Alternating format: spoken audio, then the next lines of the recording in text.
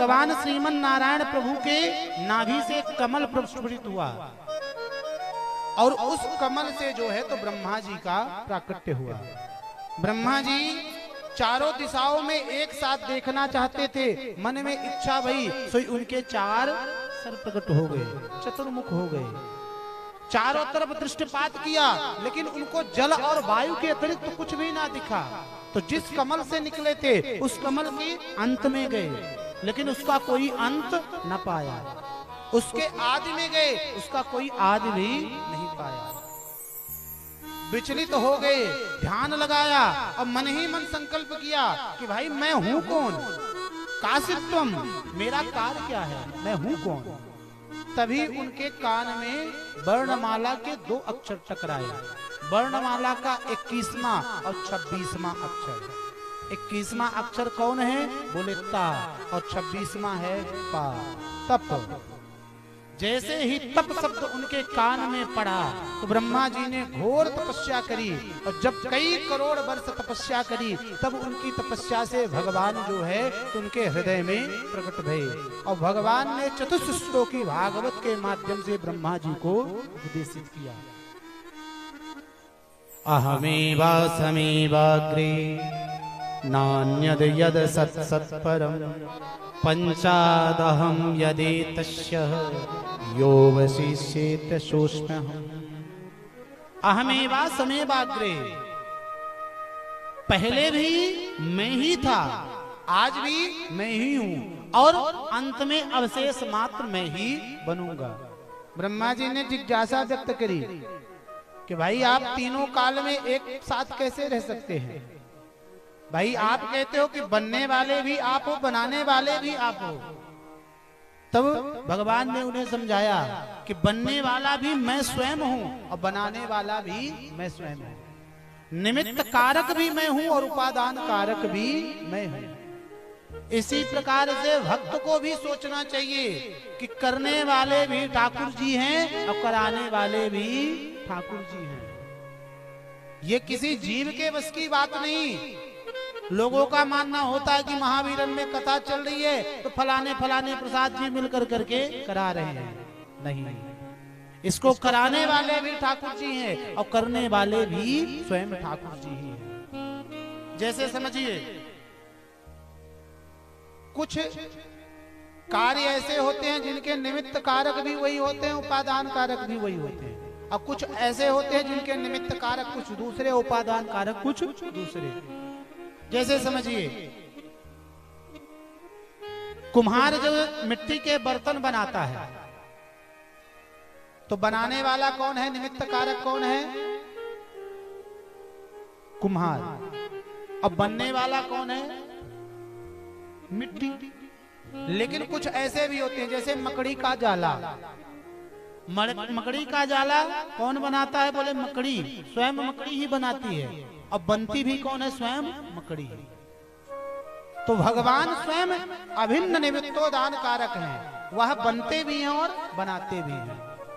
दूसरे श्लोक में अपनी माया के विषय में समझाया, ऋतीर्थम यति प्रतीयेत न प्रतीयेत चात्मनि तद विद्यात्मानो माया यथा भासो यथात्म।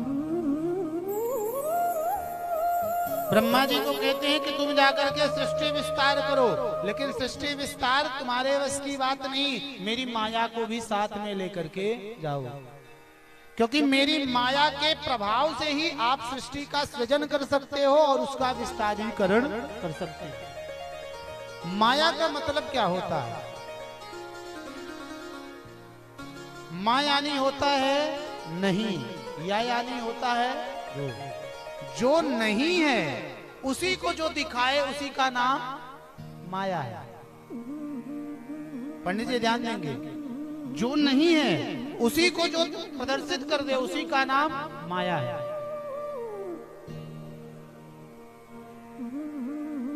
अच्छा, जैसे समझने का प्रयास करिए। हमको लगता है कि ये हमारे पिता हैं, ये हमारी माता हैं, ये हमारे भाई हैं, ये हमारे बंधु हैं, ये हमारे सखा हैं। ये कब बने? बोले माता पिता का संबंध कितने वर्ष बना? जब आपका जन्म हुआ। भाई बहन का संबंध कब बना? जब आपके भाई बहन का जन्म हुआ। मित्र यार कब बने? जब उनके साथ आपकी मित्रता भई। ये माया के चमत्कार से जो हमारा अपना है, जो जन्म जन्मांतर से हमारा अपना है, हम उसको भूल जाते हैं। और जो कुछ क्षण के लिए पहले बना है और कुछ क्षण बाद होगा कि नहीं होगा, इसका कोई ठिकाना नहीं है। किसी के माता पिता जीवन भर साथ देते हैं, किसी के भाई बहन जीवन भर साथ देते हैं, नहीं देते ना।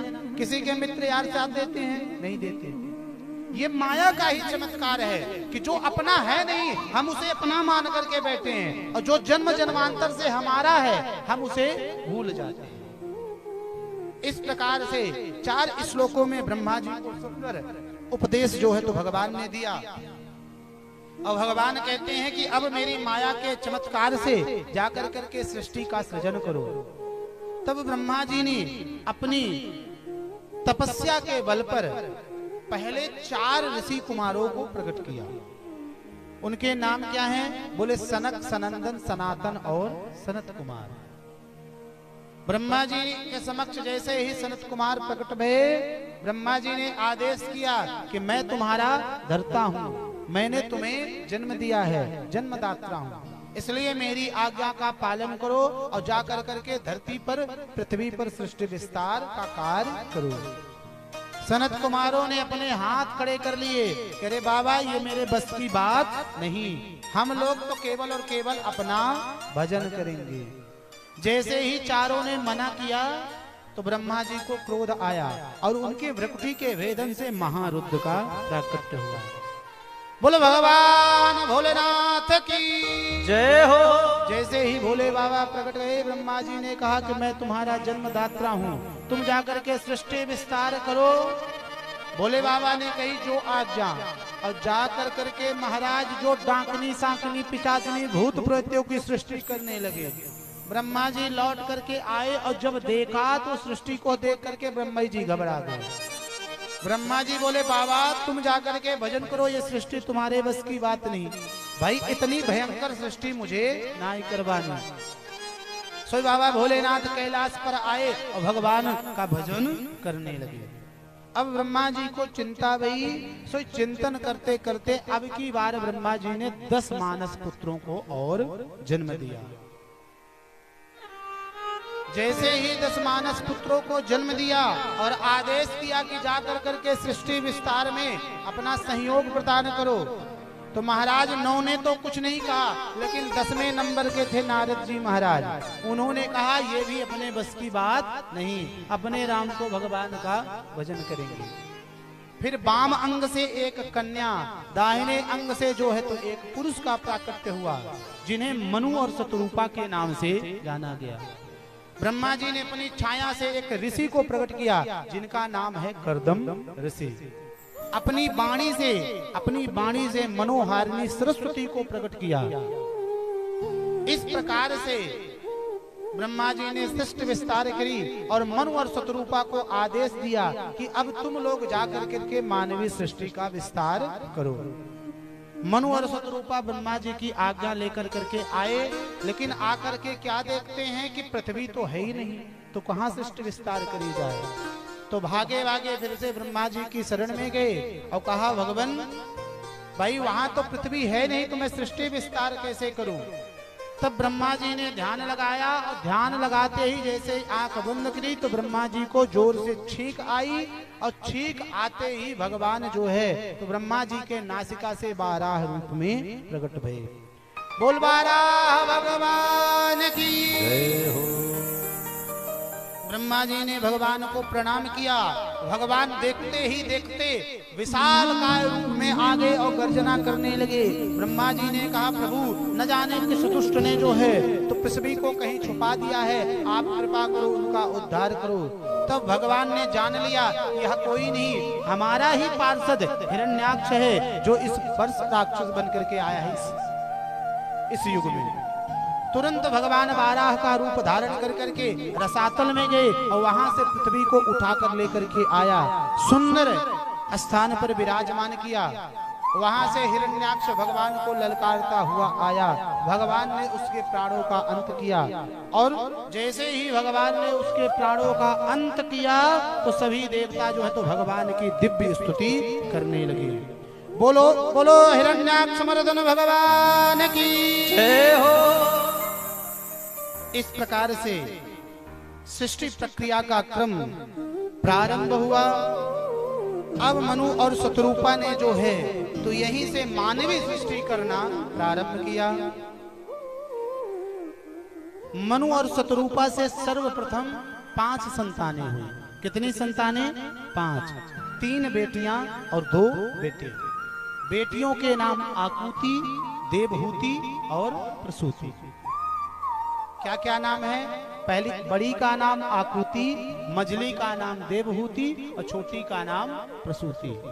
और 2 बेटे हुए, प्रियव्रत और उत्तानपाद। बड़े बेटे का नाम प्रियव्रत और छोटे बेटे